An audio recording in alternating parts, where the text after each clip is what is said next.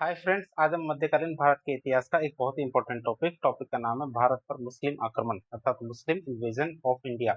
इसके बारे में काफी डिटेल से चर्चा करेंगे। आप हमारे साथ बने रहिए ताकि आपको इसके बारे में जानकारी हो सके। तो शुरुआत करते हैं आज का टॉपिक। भारत पर मुस्लिम आक्रमण। भारत पर मुस्लिम आक्रमणों का एक लंबा इतिहास रहा है जो विभिन्न चरणों में हुआ था। मतलब एक झटके में हमारे मुस्लिमों के द्वारा भारत पर आक्रमण नहीं हुआ था, ये टुकड़ों में हुआ था। तो इसकी शुरुआत करते हैं। तो भारत पर मुस्लिम आक्रमणों का क्रम क्या था? सबसे पहले किसने आक्रमण किया? सबसे पहले हमारे भारत पर अरबों का आक्रमण हुआ था। प्रारंभिक आक्रमण ये मुख्य रूप से क्या सिंध क्षेत्र में आक्रमण हुआ था। भारत का जो सिंध क्षेत्र है, जो वर्तमान में क्या पाकिस्तान में पड़ता है, तो उस क्षेत्र में हमारे सबसे पहले अरबों के द्वारा आक्रमण किया गया था। अरब इन्वेजन ऑफ इंडिया। फिर आया था हमारा भारत पर तुर्की के द्वारा आक्रमण, तुर्कों के द्वारा आक्रमण किया गया था। बाद के और अधिक निर्णायक आक्रमण जिसने क्या है दिल्ली सल्तनत की नींव रखी थी, हमारे किसने? तुर्की आक्रमण ने। फिर आया था भारत पर अफगान आक्रमण, तो लोदी वंश के माध्यम से, और बाद में मुगल आक्रमण भी इसमें शामिल किए गए थे, हमारे अफगानों के द्वारा किए गए आक्रमण। तो तीन आक्रमणों के बारे में हम डिटेल से पढ़ेंगे। एक तो भारत पर अरब आक्रमण, एक भारत पर तुर्क आक्रमण और एक हमारे भारत पर अफगान आक्रमण। तो एक एक करके पढ़ना शुरू करते हैं। सबसे पहले देखेंगे भारत पर अरब आक्रमण, अरब इन्वेजन ऑफ इंडिया। तो भारत पर पहला सफल मुस्लिम आक्रमण हमारे अरबों के द्वारा ही किया गया था। बात करें आक्रमण की, तो कौन से युद्ध लड़े गए? रावण का युद्ध।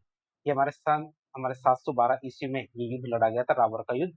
बात करें अरबों के राजस्थान में प्रयास की, तो अरबों ने राजस्थान को जीतने का काफी ज्यादा प्रयास किया था। अरब हमारे सिंध की तरफ से आए थे और राजस्थान की तरफ आए, तो उन्होंने राजस्थान को जीतने का प्रयास किया। लेकिन जो हमारे गुर्जर प्रतिहार थे, तो गुर्जर प्रतिहारों ने अरबों को कई बार पराजित किया, जिससे वे क्या भारत के भीतरी भागों में कभी भी घुस ही नहीं पाए। जो हमने देखा था श्रावण का युद्ध 712 ईस्वी का, उसके बारे में थोड़ी सी जानकारी ले लें। तो यह भारत में क्या अरबों की क्या एक निर्णायक जीत थी। श्रावण का युद्ध क्या था? जो हमारे अरबों की निर्णायक जीत थी 712 ईस्वी की। बात करें युद्ध की, ये युद्ध किन किन के बीच हुआ? तो ये युद्ध हमारे मोहम्मद बिन कासिम जो अरब सेनापति था और सिंध के शासक थे हमारे दाहिर, इन दोनों के बीच में हमारे रावण का युद्ध हुआ था। तब 712 ईस्वी में किन किन के बीच में? अरब सेनापति तो हमारे मोहम्मद बिन कासिम थे और सिंध के शासक थे हमारे दाहिर। बात करें सिंध पर आक्रमण और विजय की, तो मोहम्मद बिन कासिम ने सिंध पर आक्रमण किया और सिंध को जीत लिया। क्या मोहम्मद बिन कासिम ने सिंध पर आक्रमण किया, सिंध को जीत लिया, और ये भारत में इस्लाम की सबसे बड़ी सफलता मानी जाती है। दाहिर और जयसिंह की मृत्यु की बात करें, तो सिंध का जो शासक था दाहिर और उसका बेटा इस युद्ध में लड़ते हुए मारे जाते हैं। कौन? हमारे खुद तो दाहिर और उनका बेटा जयसिंह, जो रावण का युद्ध था, इस युद्ध में लड़ते हुए मारे जाते हैं। तो बौद्ध भिक्षुओं की सहायता की बात करें, तो कुछ इतिहासकारों के अनुसार बौद्ध भिक्षुओं ने युद्ध में मोहम्मद बिन कासिम की सहायता की थी। संभवतः देखें तो दाहिर के शासनकाल से वो असंतोष थे, इसी वजह से उन्होंने क्या है मोहम्मद बिन कासिम की सहायता की थी। क्यों? क्योंकि वो दाहिर के शासन से नाराज थे।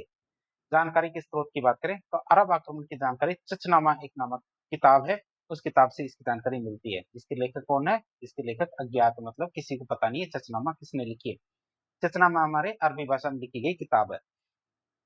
चचनामा में चच शब्द है, तो चच का मतलब क्या होता है? चच का मतलब है दाहिर के जो पिता का नाम क्या था? चच। दाहिर के पिता का नाम क्या था? चच। जो हमारे सिंध के ब्राह्मण राजवंश के संस्थापक थे। जो सिंध है, तो सिंध के ब्राह्मण राजवंश के संस्थापक कौन थे? हमारे चच। दाहिर के वंश की बात करें, तो दाहिर के ब्राह्मण वंश का शासक था। तो इस तरह हमने दाहिर रावण के युद्ध के बारे में देख लिया 712 ईस्वी के, जिसमें हमारे कौन मोहम्मद बिन कासिम जीत जाता है। अब बात करें अरबों ने भारत पर आक्रमण क्यों किया। अरब के आक्रमण के कारण की बात करें, अरबों ने सिंध पर आक्रमण करने के पीछे बहुत सारे कारण थे। अरबों के सिंध पर जो आक्रमण किए गए उनके पीछे बहुत सारे कारण थे। पहला, समुद्री लुटेरों की लूट। श्रीलंका के शासक ने क्या खलीफा वालिद के लिए कुछ उपहार भेजे थे? क्या श्रीलंका के शासक ने खलीफा वालिद के लिए कुछ उपहार भेजे थे, जो देवल बंदरगाह पर क्या देवल बंदरगाह पर समुद्री लुटेरों के द्वारा लूट लिए गए थे। तो दाहिर के इनकार की बात करें, तो दाहिर ने खलीफा के लोगों की सहायता करने से मना कर दिया। जो हमारे लुटेरे थे उनको पकड़ने के लिए जो खलीफा के लोग थे उन्होंने सहायता मांगी, लेकिन दाहिर ने सहायता करने से मना कर दिया और लुटेरों पर कार्रवाई किसी भी तरह की कोई कार्रवाई नहीं की। फिर खलीफा ने आदेश निकाला, तो खलीफा ने इराक के शासक अल हज्जाज अल हज्जाज को भारत पर आक्रमण करने के लिए कहा। मोहम्मद बिन कासिम के संबंध की बात करें, तो मोहम्मद बिन कासिम अल हज्जाज का भतीजा या और दामाद था। तो मोहम्मद बिन कासिम कौन था? अल हज्जाज का भतीजा और दामाद था। इसलिए उसे क्या इस अभियान का नेतृत्व सौंपा गया, मतलब उसे सेनापति बनाकर भारत भेजा गया। वास्तविक कारण की बात करें, तो इन तात्कालिक कारणों के अलावा वास्तविक कारण भारत की आर्थिक संपन्नता थी, मतलब इंडियन वेल्थ थी, जिससे अरब आकर्षित हुए थे। ये तो एक छोटा सा कारण था, इस कारण से कोई आक्रमण नहीं करता, केवल लुटेरों की वजह से आक्रमण नहीं करता। आक्रमण करने का मुख्य कारण तो हमारे भारत की अपार धन संपदा थी। अब अरबों ने आक्रमण कर दिया। अब अरबों के आक्रमण करने का क्या प्रभाव पड़ा? तो सिंध पर अरब आक्रमण के दूरगामी प्रभाव पड़े थे। जैसे एक तो हमारे व्यापार वाणिज्य में वृद्धि होती है, तो अरबों के आने से भारत और अरब देशों के बीच में व्यापार वाणिज्य में वृद्धि होती है। क्यों? क्योंकि रास्ते खुल जाते हैं। रास्ते खुलने से क्या है? व्यापार वाणिज्य में वृद्धि होती है। सांस्कृतिक प्रभाव की बात करें तो चरक संहिता का अरबी अनुवाद किया गया। भारतीय चिकित्सा ग्रंथ की हमारी चरक संहिता, इसका अरबी में अनुवाद किया गया, जिससे भारतीय चिकित्सा ज्ञान अरब में भी फैल गया। पंचतंत्र का अरबी अनुवाद की बात करें तो प्रसिद्ध भारतीय कहानियों का संग्रह पंचतंत्र का कलीला और दमना, आप याद रखेंगे, कलिया और दमना नाम से अरबी में अनुवाद किया गया, जो हमारे पश्चिम दुनिया में काफी ज्यादा लोकप्रिय हुआ था। किस नाम से? कलीला और दमना। ब्रह्मगुप्त की जो किताबें थी, पुस्तकें थी, उनका अरबी में अनुवाद किया गया। भारतीय गणितज्ञ और खगोल शास्त्री ब्रह्मगुप्त की जो पुस्तकें थी, इनका अरबी में अनुवाद हुआ। जैसे कौन कौन सी पुस्तक थी? एक पुस्तक थी हमारे ब्रह्म स्फुट सिद्धांत, जो हमारे ब्रह्मगुप्त की कौन कौन सी किताब थी? ब्रह्म स्फुट सिद्धांत। इसका अनुवाद अल हिंद, क्या अल सिंध हिंद के नाम से हुआ था, आप इसे याद रखेंगे। ब्रह्म स्फुट सिद्धांत का अनुवाद किस नाम से? अल सिंध हिंद इस नाम से हुआ था। और खंडन खाद्य की बात करें, इसका अनुवाद अल अरकंद के नाम से हुआ था। तो इनका हमारे अरबी में अनुवाद किया गया। तो भारतीय दशमलव प्रणाली की बात करें तो अरबों ने भारतीय दशमलव प्रणाली ग्रहण की और इसे अरब देशों में अल ख्वारिज्म के नाम से प्रसिद्ध किया। जो भारतीय दशमलव प्रणाली थी, वो भारत से लेके गए और क्या अरब देशों में ले जाके अल ख्वारिज्म के नाम से इसे प्रसिद्ध किया। ये क्या भारतीय गणित की सबसे बड़ी देन मानी जाती है। तो हिंदसा की बात करें तो अरब देशों में भारतीय दशमलव प्रणाली को हिंसा कहा जाता है। अरब देशों में क्या है? भारतीय दशमलव प्रणाली को हिंसा कहा जाता है। अरबी संख्या पद्धति की बात करें तो जैसे जैसे समय बीतता गया तो कालांतर में यूरोपीय देशों ने भारतीय दशमलव प्रणाली को अरबों से ग्रहण किया और यूरोपीय देशों में भारतीय दशमलव प्रणाली को अरबी संख्या पद्धति के नाम से जाना गया, जबकि मूल रूप से क्या थी? भारतीय दशमलव प्रणाली थी। भारतीय विद्वान का सम्मान की बात करें, भारतीय विद्वान का सम्मान की बात करें तो खलीफा ने भारतीय विद्वान माणिक्य को सम्मानित किया था, जो भारतीय ज्ञान के प्रति अरबों के सम्मान को दिखाता है कि भारतीय ज्ञान के प्रति अरबों का सम्मान कितना ज्यादा था। ये हम देख सकते हैं कि खलीफा ने भारतीय विद्वान माणिक्य को सम्मानित किया था। तो शिक्षा केंद्र की स्थापना की बात करें तो मोहम्मद बिन कासिम ने सिंध में, कहा? मोहम्मद बिन कासिम ने सिंध में प्राथमिक शिक्षा केंद्र और मदरसा मतलब उच्च शिक्षा केंद्र स्थापित किए थे। तो सिंध में क्या किया? मकतब, आपसे याद रखें, मकतब तो क्या होते हैं? प्राथमिक शिक्षा केंद्र होते हैं। मदरसे क्या होते हैं? उच्च शिक्षा केंद्र होते हैं। ये हमारे सिंध में स्थापित किए थे। किसने? मोहम्मद बिन कासिम ने। पहले ये नहीं हुआ करते थे, लेकिन मोहम्मद बिन कासिम ने प्राथमिक शिक्षा केंद्र मकतब और उच्च शिक्षा केंद्र क्या? मदरसे को स्थापित किया था। कि जजिया कर की बात करें तो पहली बार सिंध में जजिया कर को लागू किया गया था मोहम्मद बिन कासिम आने के बाद। हमारे जो अरबों के आने के बाद क्या है? पहली बार सिंध में जजिया कर लागू किया गया था। अभी जजिया कर क्या है? तो जजिया कर क्या होता है? एक राजनीतिक कर होता है, जो हमारे किस पे लगाया जाता है? हमारे गैर मुसलमान लोगों पे लगाया जाता है। यह क्या? सुरक्षा और मुस्लिम शासन के अधीन रहने के एवज में लिया जाता है, कि उनकी सुरक्षा के लिए साथ ही साथ क्या मुस्लिम शासन के अधीन रहने के एवज में उनसे कर लिया जाता है। वो हमारे क्या है? जजिया कर होता है। और जजिया कर क्या होता है? एक राजनीतिक कर होता है। तो हमने अरबों का आक्रमण देख लिया। अब देखेंगे भारत पर तुर्कों का आक्रमण। तुर्कों के आक्रमण की बात करें तो अरब आक्रमण के बाद भारत पर तुर्कों के आक्रमण हुए, जो हमारे अधिक आक्रामक और दूरगामी परिणाम वाले हुए थे। तुर्कों की बात करें, तुर्क क्या थे? तुर्क मध्य एशियाई बर्बर जनजाति थी। तुर्क क्या थे? तुर्क हमारे मध्य एशियाई बर्बर जनजाति थी, जो इस्लाम में परिवर्तित होने के बाद एक बहुत बड़ी सैन्य शक्ति बन गए थे। तुर्क शासकों की बात करें, कौन कौन से तुर्क शासक थे जिन्होंने भारत पर आक्रमण किया? उनका एक सीरीज देखते हैं। तो भारत पर आक्रमण करने वाले तुर्क शासक कौन कौन से थे? पहला था हमारा अल्पतगीन, दूसरा हमारा सुबुतगीन, तीसरा हमारा महमूद गजनवी, चौथा हमारा क्या था? मोहम्मद गोरी। तो चारों के बारे में एक एक करके हम देखना शुरू करते हैं। पहले आते हैं हमारे अल्पतगीन। अल्पतगीन की बात करें तो स्थापना की बात करें, अल्पतगीन ने 962 ईस्वी में तुर्क साम्राज्य की स्थापना की थी। तो अल्पतगीन ने क्या किया? 962 ईस्वी में तुर्क साम्राज्य की स्थापना की थी। मतलब अल्पतगीन तुर्क साम्राज्य का संस्थापक था, जो गजनी अफगानिस्तान में केंद्रित था। ये गजनी अफगानिस्तान में केंद्रित था। ये जो तुर्क साम्राज्य है वो कहाँ था? गजनी अफगानिस्तान में। दूसरे शासक थे हमारे कौन से? सुबुतगीन। सुबुतगीन की बात करें, सुबुतगीन कब शासक बना? तो सुबुतगीन हमारा 977 ईस्वी में जाके शासक बनता है। पहला तुर्क आक्रमणकारी कौन बना? हमारे सुबुतगीन। तो भारत पर आक्रमण करने वाला पहला तुर्क कौन था? सुबुतगीन था, न कि अल्पतगीन। फिर जयपाल को हराने वाली बात करें तो सुबुतगीन ने हिंदू शाही वंश के शासक जयपाल को हराया था। सुबुतगिन ने क्या किया, हिंदूशाही वंश के शासक थे जयपाल, उसको हराया था। जो हमारे पेशावर और पंजाब के क्षेत्रों पे शासन कर रहा था, कौन, जयपाल क्या है, पेशावर और पंजाब के क्षेत्रों पे शासन कर रहा था, और सुबुतगिन ने क्या, इसे हराया था, जयपाल को। तीसरे शासक थे हमारे महमूद गजनवी। महमूद गजनवी की बात करें तो महमूद गजनवी भारत पर लगातार 17 आक्रमणों के लिए जाना जाता है। कितने आक्रमण, 17 आक्रमणों के लिए जाना जाता है। बात करें महमूद गजनवी कब शासक बनता है, महमूद गजनवी 998 ईस्वी में शासक बनता है। संबंध की बात करें तो महमूद गजनवी सुबुतगिन का ही बेटा था। प्रतिज्ञा की बात करें, महमूद गजनवी ने क्या प्रतिज्ञा ली थी, तो महमूद गजनवी ने खलीफा के सामने प्रतिज्ञा ली थी, और वो प्रतिज्ञा क्या थी, हिंदुस्तान पर प्रतिवर्ष आक्रमण करने की प्रतिज्ञा। तो उसने हमारे खलीफा के सामने क्या प्रतिज्ञा ली थी कि वह हर साल हिंदुस्तान पर आक्रमण करेगा। आक्रमणों की संख्या की बात करें तो महमूद गजनवी ने भारत पर 17 आक्रमण किए थे, जो हमारे 1000 से लेके 1027 ईस्वी के बीच में हुए थे। अंतिम आक्रमण या अंतिम अभियान की बात करें तो महमूद गजनवी का 17वां और अंतिम अभियान 1027 ईस्वी में जाटों के विरुद्ध था। जो हमारे जाट थे, तो जाटों के विरुद्ध हमारे 1027 ईस्वी में हमारा 17वां अभियान था। सुल्तान की उपाधि की बात करें तो महमूद गजनवी ने सिसस्ता, क्या, सिस्तान, मोहम्मद महमूद गजनवी ने क्या किया, सिस्तान के शासक खलफ बिन अहमद को पराजित करके, क्या, महमूद गजनवी ने सिस्तान के शासक थे हमारे खलफ बिन अहमद, इनको हरा करके सुल्तान की उपाधि धारण की थी। किसने, महमूद गजनवी ने। पहले मुस्लिम शासक की बात करें तो महमूद गजनवी पहला मुस्लिम शासक था जिसने सुल्तान की उपाधि धारण की थी।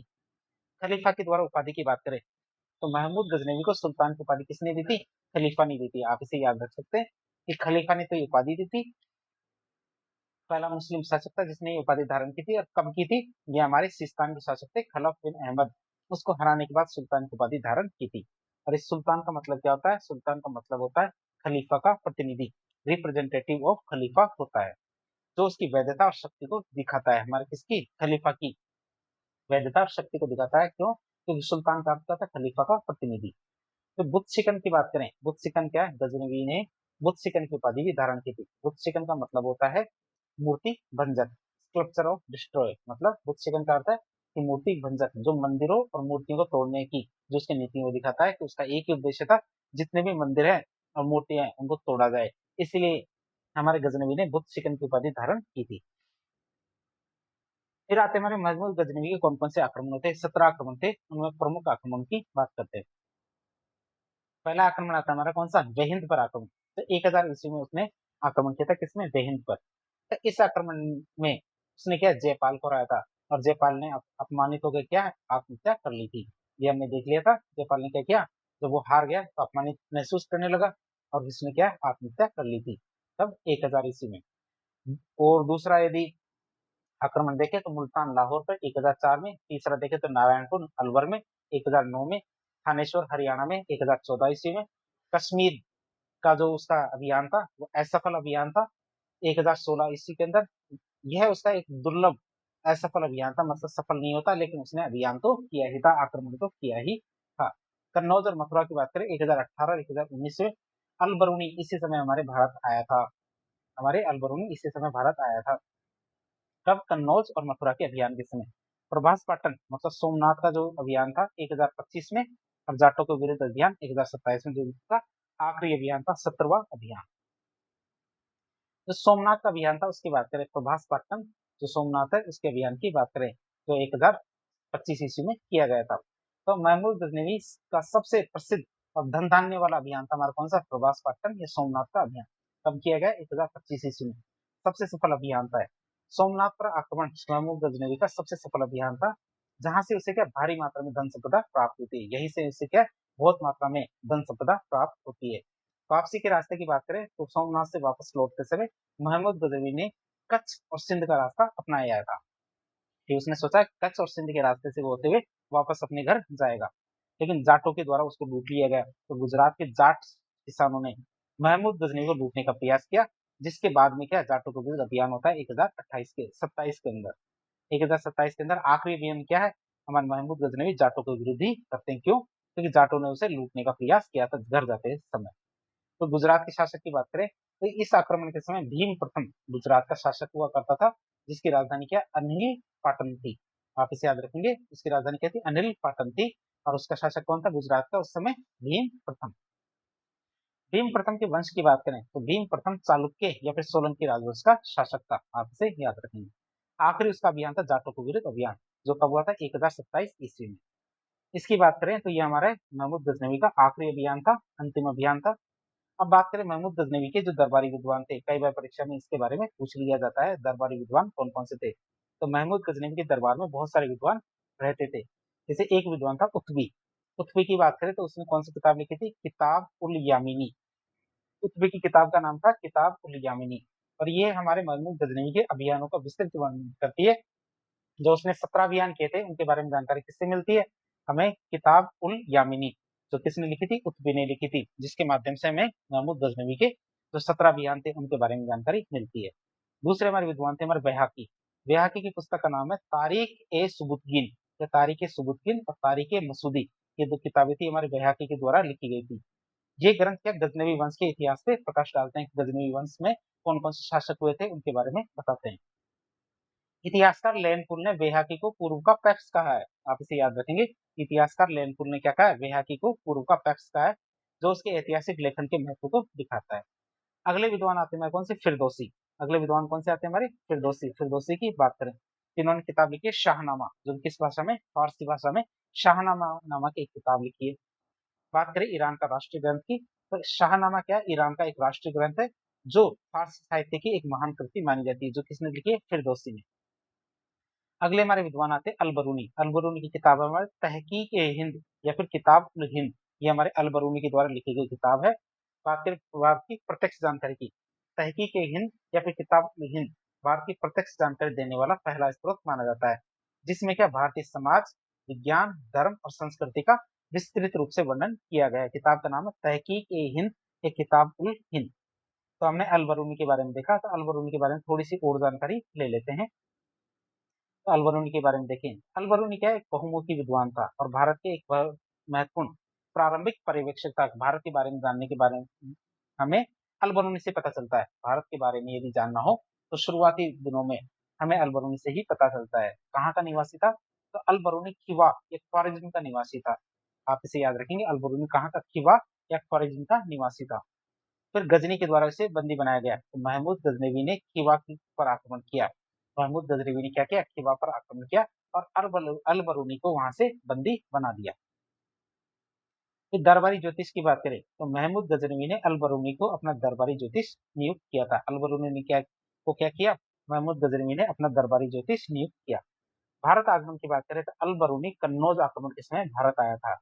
बात करें अलबरूनी की तो उसे कौन कौन से विषय आते थे, तो अलबरूनी कई विषयों का ज्ञाता था, जैसे हमारे दर्शन शास्त्र मतलब फिलोसफी, ज्योतिष शास्त्र मतलब एस्ट्रोनॉमी, इतिहास मतलब हिस्ट्री, राजनीतिक विज्ञान मतलब पॉलिटिकल साइंस। इस तरह बहुत सारे विषयों का ज्ञाता था हमारे कौन, अलबरूनी। तो विषयों के साथ साथ भाषाओं का भी ज्ञान था। अलबरूनी को कई भाषाओं का ज्ञान था, जैसे हमारे अरबी, फारसी, तुर्की, ग्रीक, हिब्रू। तो इस तरह बहुत सारी भाषाएं थी जो अलबरूनी को आती थी। भारत की बात करें तो भारत में शिक्षा की बात करें तो अलबरूनी ने बनारस में रहकर संस्कृत और ज्योतिष की शिक्षा प्राप्त की थी। तो भारत आने के बाद उसने क्या है, अलबरूनी ने भारत में बनारस में संस्कृत और ज्योतिष की शिक्षा प्राप्त की थी। अनुवाद की बात करें तो अलबरूनी ने यूक्लिड, क्या, अलबरूनी ने यूक्लिड की जो ज्यामिति है या ज्योमेट्री है इसका संस्कृत में अनुवाद किया था। आप इसे याद रखेंगे, यूक्लिड की जो ज्यामिति है ज्योमेट्री है इसका क्या संस्कृत में अनुवाद किया था, किसने, अलबरूनी ने। भारत के वर्णन की बात करें तो अलबरूनी ने भारत की राजनीतिक, सांस्कृतिक और सामाजिक और आर्थिक स्थिति का उल्लेख किया था अपनी पुस्तक में। अपनी पुस्तक में उन्होंने क्या किया, भारत की राजनीतिक, सांस्कृतिक, सामाजिक और आर्थिक स्थिति का उल्लेख किया था। फिर सामाजिक प्रथाओं के वर्णन की बात करें तो अलबरूनी ने सती प्रथा, वर्ण व्यवस्था, जाति प्रथा, भारतीय व्यंजन, इन सब का वर्णन अपनी पुस्तक में किया है। किन किन का, सती प्रथा, वर्ण व्यवस्था, जाति प्रथा, भारतीय जो व्यंजन है, इंडियन फूड, इन सब का वर्णन अपनी किताबों में किया था और भारतीय ज्ञान की उन्होंने प्रशंसा की। तो अलबरूनी ने भारतीयों के जो ज्ञान है उसकी प्रशंसा की थी। साथ ही साथ उन्होंने क्या कहा, उपमंडुक कहा। तो अलबरूनी ने भारतीय को उपमंडुक मतलब नैरो, वेरी नैरो माइंडेड बताया, संकीर्ण सोच वाले बताया, जिसका अर्थ था कि वो अपने ज्ञान को बाहरी दुनिया से साझा नहीं किया करते थे। भारतीयों के लिए कहा कि वो भारतीय अपने ज्ञान को जो बाहरी लोग हैं उनसे ये बाहरी दुनिया से साझा नहीं करते थे और अपने तक ही सीमित रखते थे, इसलिए उन्हें क्या कहा, उपमंडुक कहा। अगले हमारे शासक आते कौन, मोहम्मद गोरी, जिन्होंने भारत पर आक्रमण किया था। तो मोहम्मद गोरी का भारत में मुस्लिम शासन की स्थापना में बहुत ही महत्वपूर्ण योगदान है। संबंध की बात करें तो मोहम्मद गोरी का संबंध गौर प्रांत से था, इसीलिए उसे गोरी कहा गया। क्या मोहम्मद गोरी का संबंध क्या गौर प्रांत से था, इसलिए उसे क्या कहा, गोरी कहा गया। राजधानी की बात करें तो उसकी राजधानी गजनी अफगानिस्तान थी। जो हमारे मोहम्मद गोरी थे तो उनकी राजधानी क्या थी, गजनी अफगानिस्तान थी। महमूद गजनवी से उसका संबंध की बात करें तो मोहम्मद गोरी का महमूद महमूद गजनवी का से संबंध की बात करें तो मोहम्मद गोरी का महमूद गजनवी से कोई भी संबंध नहीं था, और ये दोनों अलग अलग राजवंशों से संबंधित थे। बात करें इनके अन्य नाम की तो इनका अन्य नाम मोहम्मद बिन साम भी था। आप इसे याद रखेंगे कि मोहम्मद गोरी का दूसरा नाम हमारे मोहम्मद बिन साम भी था। मृत्यु की बात करें 1206 ईस्वी में मोहम्मद गोरी की मृत्यु हो जाती है। कब, 1206 ईस्वी में। उत्तराधिकार की बात करें तो मोहम्मद गोरी की मृत्यु के बाद कुतुबुद्दीन ऐबक ने स्वयं को स्वतंत्र शासक घोषित कर दिया था। जब मोहम्मद गोरी की मृत्यु हो जाती है तो कुतुबुद्दीन ऐबक ने क्या किया, खुद को स्वतंत्र शासक घोषित कर दिया, जिससे दिल्ली सल्तनत की नींव पड़ती है। किससे, कुतुबुद्दीन ऐबक से। सिक्कों की बात करें तो मोहम्मद गोरी ने मोहम्मद बिन साम मतलब देवनागरी लिपि के अंदर मोहम्मद बिन साम नाम के सिक्के चलाए थे।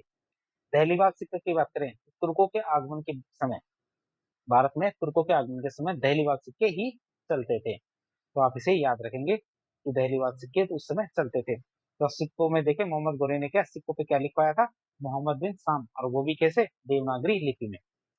फिर देवी लक्ष्मी के चित्र की बात करें तो मोहम्मद बिन साम सिक्कों पर देवी लक्ष्मी का चित्र मिलता है।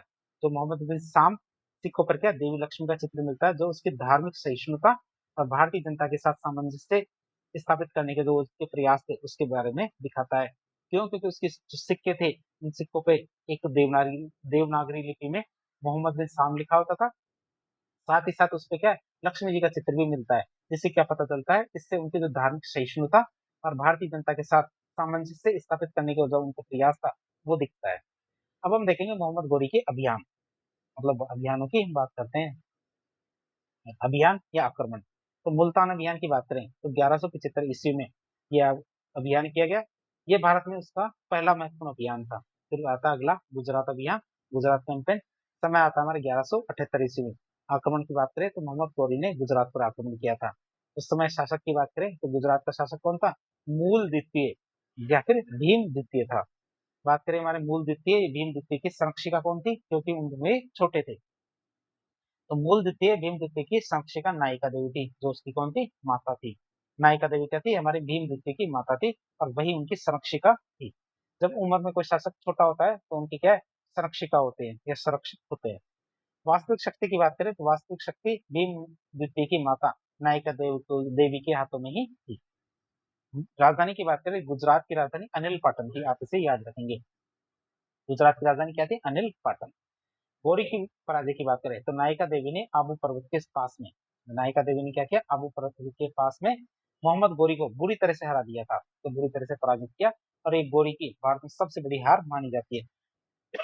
मोहम्मद गोरी की क्या भारत में सबसे बड़ी हार मानी जाती है। तराइन के पहले युद्ध की बात करें तो पहला युद्ध हमारे 1191 ईस्वी में हुआ था। 1191 ईस्वी में तराइन का पहला युद्ध हुआ था।